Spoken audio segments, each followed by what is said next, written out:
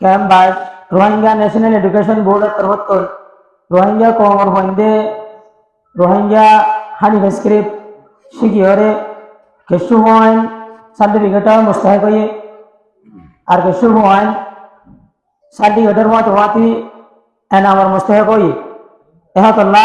एनामर कल दिवल्ला सर्टिफिकेट कल दिवल्ला Rohingya national education board Rohingya convener board तरफ आज अब कैम भाषण मध्य प्रोग्राम कायम करा अल्हम्दुलिल्लाह